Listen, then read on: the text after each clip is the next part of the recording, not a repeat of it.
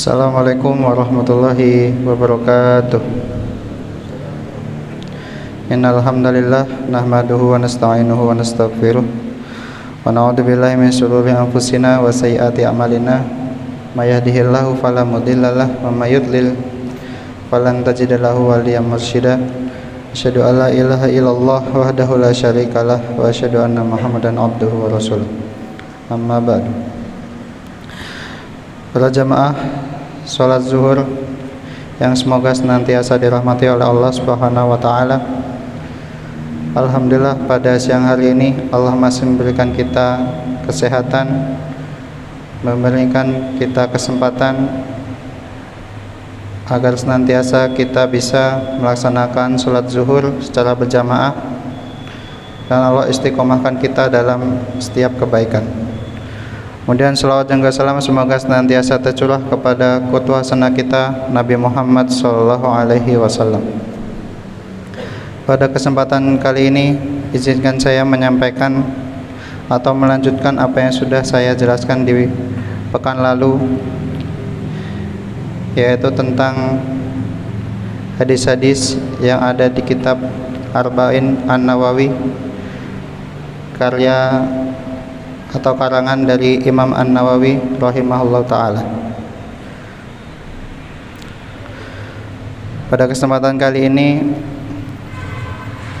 insyaallah adalah hadis yang kedua di dalam kitab Arba'in An-Nawawi, yang mana An Umar radhiyallahu anhu aidan qala bainama nahnu julusun inda Rasulullah sallallahu alaihi wasallam dzata yaumin ittala alaina rajulun syadidu bayadis siyabi. Dari Umar bin Khattab radhiyallahu anhu, dia berkata, ketika kami tengah berada di majlis bersama Rasulullah SAW, yaitu kami di sini adalah para sahabat Nabi Muhammad SAW, ketika itu sedang berkumpul dalam suatu majlis bersama Rasulullah. Kemudian tiba-tiba tampak di hadapan kami seorang laki-laki yang berpakaian sangat putih. Diriwayatkan juga bahwa putihnya ini adalah benar-benar putih, sehingga jika dilihat itu sangat menyilaukan mata. Jadi putihnya itu benar-benar sangat putih. Rajulun sadidu bayadis siyabi sadidu sawadi sya'ri. Kemudian rambutnya juga sangat hitam, hitam yang sangat pekat. La yura alaihi asarus safari wa la ya'rifuhu minna ahadun. Dan tidak diketahui atau tidak terlihat seperti orang yang melakukan perjalanan jauh, dan juga tidak dikenali oleh kami ketika itu. Yang mana seseorang ini disebutkan dalam riwayat hadis adalah para sahabat tidak mengetahui siapakah orang ini dan dari manakah orang ini, dengan penampilan yang memakai baju sangat putih, kemudian rambutnya sangat hitam. Hatta jalasa ila Nabi sallallahu alaihi wasallam fa asnada rukbatayhi ila rukbatayhi. Kemudian dia duduk kepada Nabi Muhammad sallallahu alaihi wasallam, kemudian menyandarkan lututnya kepada Rasulullah sallallahu alaihi wasallam dan meletakkan tangannya di atas pahanya, di atas paha Nabi Muhammad sallallahu alaihi wasallam. Wa wadi'a kaffaihi ala fahidaihi. Kemudian orang tersebut berkata, wa qala ya Muhammad akhbirni anil Islam. Wahai Muhammad, tolong kabarkan aku tentang Islam. Tiba-tiba orang tadi bertanya kepada Nabi Muhammad sallallahu alaihi wasallam, tolong kabarkan aku tentang apa itu Islam. Faqala Rasulullah sallallahu alaihi wasallam, maka Rasulullah sallallahu alaihi wasallam menjawab, al-Islamu an tashhada alla ilaha illallah wa anna Muhammadar Rasulullah. Kemudian Nabi menjawab bahwasanya Islam itu adalah ketika engkau bersaksi bahwa tidak ada Tuhan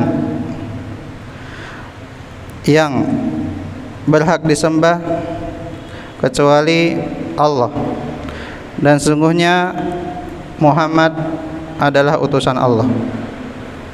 Wa tuqimas sholata, dan melaksanakan atau mendirikan sholat. Wa tu'tiyaz zakata, dan menunaikan zakat. Wa tasuma Ramadan, dan berpuasa di bulan Ramadan. Wa tahujjal baita in istata'ta ilaihi sabila, dan mengerjakan ibadah haji ke Baitullah jika engkau mampu melakukannya. Para jamaah salat zuhur yang semoga senantiasa dirahmati oleh Allah Subhanahu wa taala. Di hadis ini Nabi Muhammad menjelaskan melalui perantara seseorang tadi, yang mana diketahui nanti di akhir hadis seseorang ini adalah malaikat Jibril yang memiliki gambaran seperti manusia atas izin Allah Subhanahu wa taala. Maka malaikat Jibril datang kepada Nabi menyerupai manusia untuk mengajarkan nilai-nilai Islam kepada para sahabat ketika itu. Maka ketika Nabi Muhammad kemudian ditanya oleh seorang tadi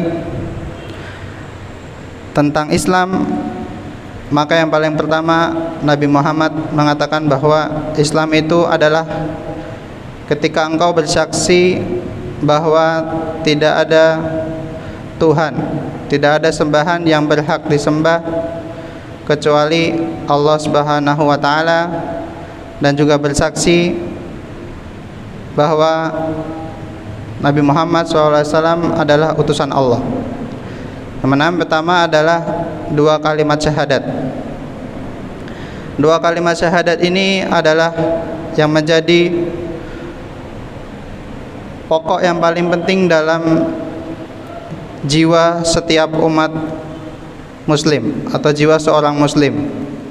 Maka ketika dia mengaku bahwa dia adalah seorang muslim, maka haruslah atau wajiblah ia tidak menyekutukan Allah Subhanahu wa taala dengan hak apapun. Tidak menggantungkan harapan kecuali hanya kepada Allah Subhanahu wa taala, tidak kepada makhluk atau ciptaannya, dan juga tidak meminta bantuan kepada makhluk yang lain seperti jin dan juga syaitan. Maka inilah adalah perbuatan syirik, yang mana syirik ini adalah lawan dari tauhid, lawan dari syahadat.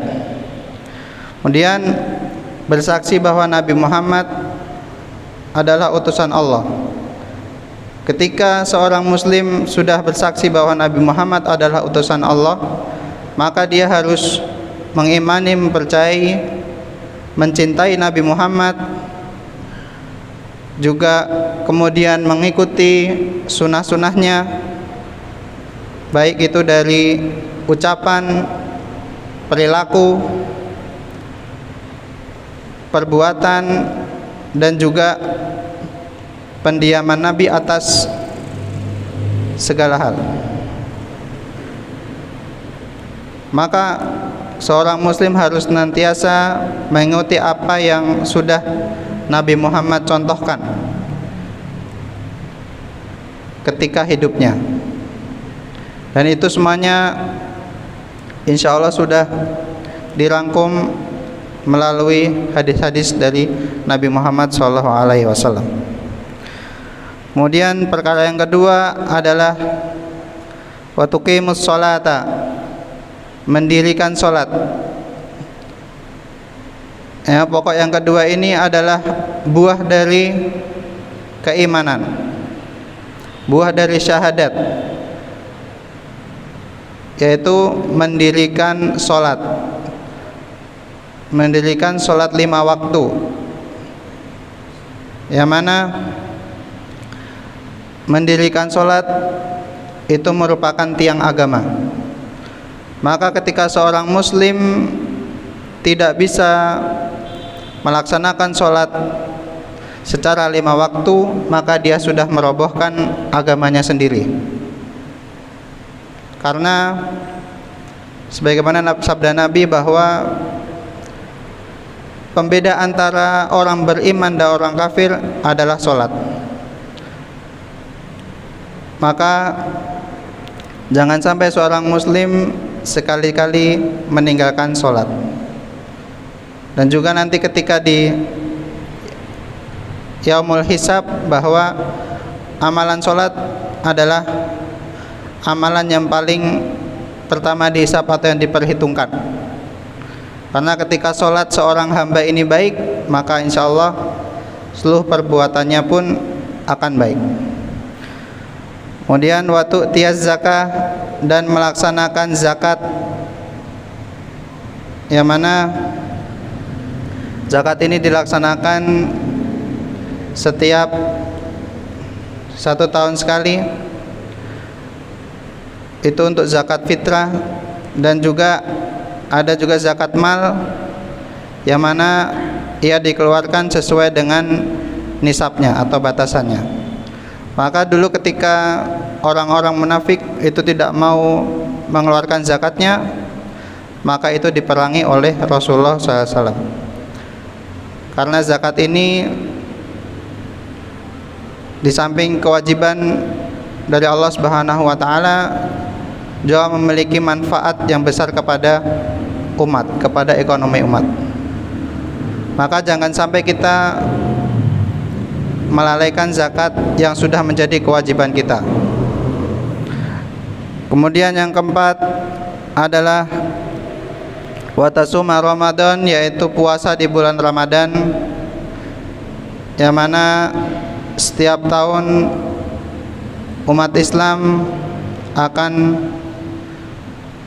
kedatangan sebuah bulan, yaitu bulan Ramadan, yang mana di situ diwajibkan bagi semua umat muslim kecuali yang memiliki uzur agar bisa berpuasa, yaitu menahan diri dari makan dan minum dari terbitnya fajar hingga tenggelamnya matahari. Kemudian yang kelima, wa tuhijjul baita in istata'ta ilaihi sabila, dan melaksanakan haji atau mengerjakan ibadah haji ke Baitullah jika engkau mampu melakukannya, yaitu melaksanakan haji, pergi haji ke haram menuju Mekah jika kita dapat melakukannya.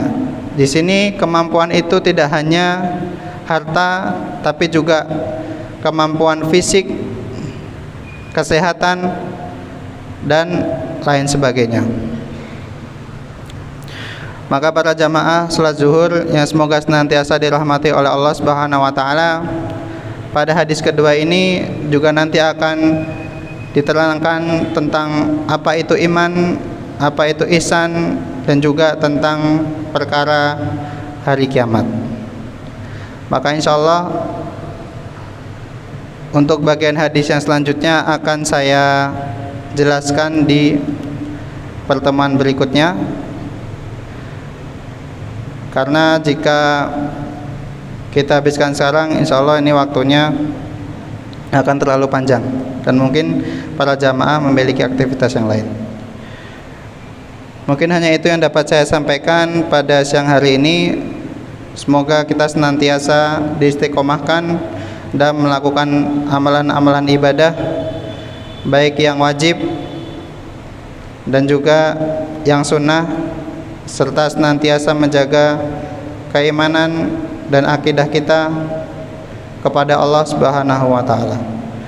Wabillahi taufiq wal hidayah. Assalamualaikum warahmatullahi wabarakatuh.